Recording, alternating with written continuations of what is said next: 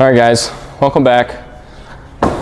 It's been a while. We got the Focus ST back in the shop for some upgrades today. Over the past year, we've taken it to some Autocross events, and it has performed really well, giving us no issues. The motor's still happy, turbo's happy, tune's doing great. All the parts we have on it have been performing pretty well. There's one little issue we are currently having. Our friends over at Whiteline sent us some things to get this fixed up for us. Not only do we have some upgraded lower control arms, but they have been nice enough to include a rear sway bar and some front end links. So we're gonna get some great upgrades on this car here in just a little bit, and we'll get the shop guys to show you exactly how to install these. We're super excited to see the changes that this will make for the car for this Autocross season that's coming up. Upgrading this rear sway bar should help reduce the understeer, make the car more nimble in these corners, especially when transitioning from one load to the other side and back and forth like you do at a lot of Autocross routes.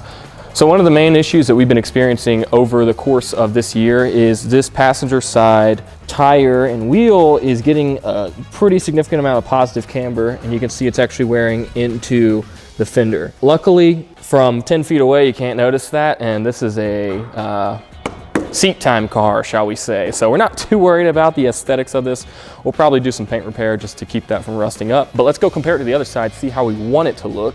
So over here on our driver's side, we're not having the same issue. We've got a little bit of negative camber, and it allows the wheel to clear this fender without any issue. And that's gonna also help improve our grip when we are using this car for that performance application. A little bit of negative camber can increase the wear on the inside of that tire, but you kind of have a trade-off when you're going for that grip when it comes to, you know, racing, whether it be autocross, road course, or anything like that.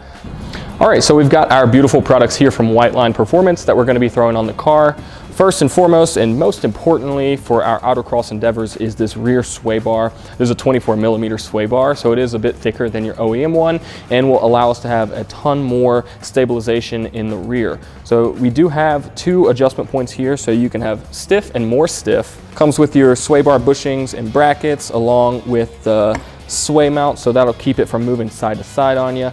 And you know, this will allow the car to reduce that understeer and tighten up in the rear and hopefully rotate. So with these front wheel drive cars, when you're pushing it in a performance application and you're turning those tight corners and you're losing that grip and it's not fully rotating, this should help tighten that rear end up and actually rotate through your curve. So this should be really beneficial for us in an autocross setting. Moving on, we do have the upgraded adjustable front end links. We're just on some basic ones right now. I believe they're either stock or an OEM equivalent that was put on. It was included with the car when we bought it. But these Whiteline Performance upgraded front end links are adjustable, so you can match this to any specific height that you need for the mounting point on the coilovers that you're running, and these will pair perfectly with your OEM sway bar or your Whiteline sway bar. We have opted not to go for the upgraded front sway bar quite yet.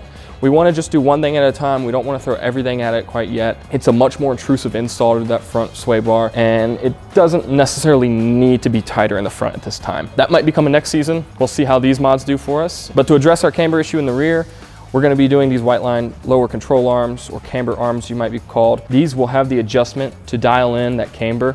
So with the locking nuts and everything, you can add a little bit of negative camber or correct any that you might have from lowering the vehicle. This is not going to be ideal for somebody looking to get crazy stance. So if you're a stance guy, these might not be what you want. These are more for the performance guys that want to go fast. We got the car up in the air. We're going to start with taking the sway bar out. You're going to need a 13 mil for these 4 bolts that hold the sway bar to the subframe, and he already has Damon Motorsport end links. These are 14mm if you have those. We're going to take those out and start there.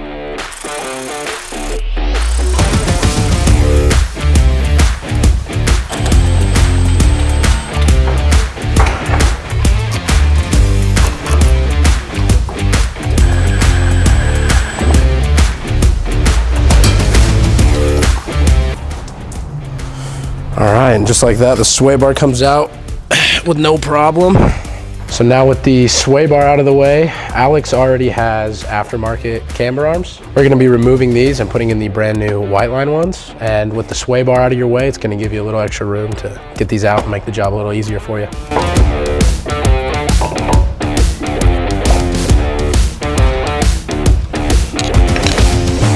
right. Those are kind of a pain to get out. The easiest way, I think, is if you pry underneath them and pop them out of the knuckle, and then they like to come out. They just take a little bit of force, a little bit of finesse. But now that those are out, we're gonna go ahead and put in the new camber arms and then the sway bar and move on to the front end links.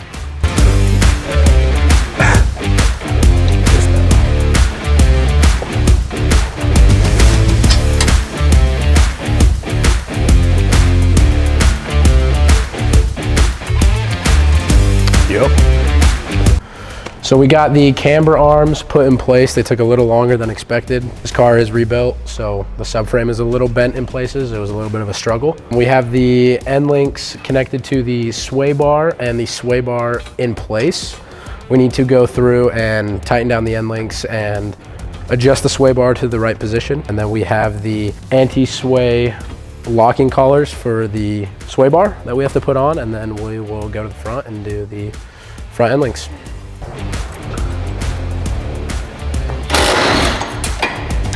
Just like that.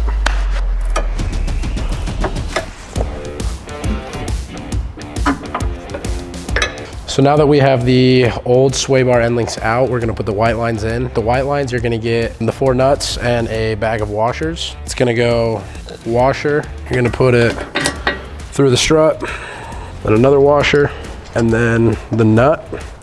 It'll be the same way for the sway bar.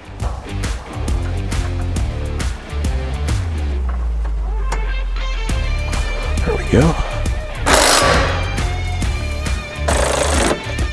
All right, guys, so we just finished installing the front end links, the rear lower control arms, also known as camber arms, and a rear sway bar on the Focus ST. So once you get those installed, there are some adjustments that'll need to be made for camber, preload on the end links, and that sort of stuff. So no matter what, you're gonna wanna put it on a 4-post lift. Under load, you're gonna wanna have somebody properly set the preload on those end links. And then we're gonna be taking the car to get a proper alignment, since we did mess with those camber arms. Whether you're trying to get 0 degrees of camber on a daily, or if you wanna add some negative camber for some track use, these are some great modifications that you can make on your car that'll benefit you no matter if you're just daily driving the car, or if you're bringing it to autocross or track days. They really just make the car more fun to drive, and we can't wait to get some seat time in it and see how it changes the car. So as per usual, you can get all these parts from Graveyard Performance. Feel free to reach out to us and like, comment, subscribe. 3 days later.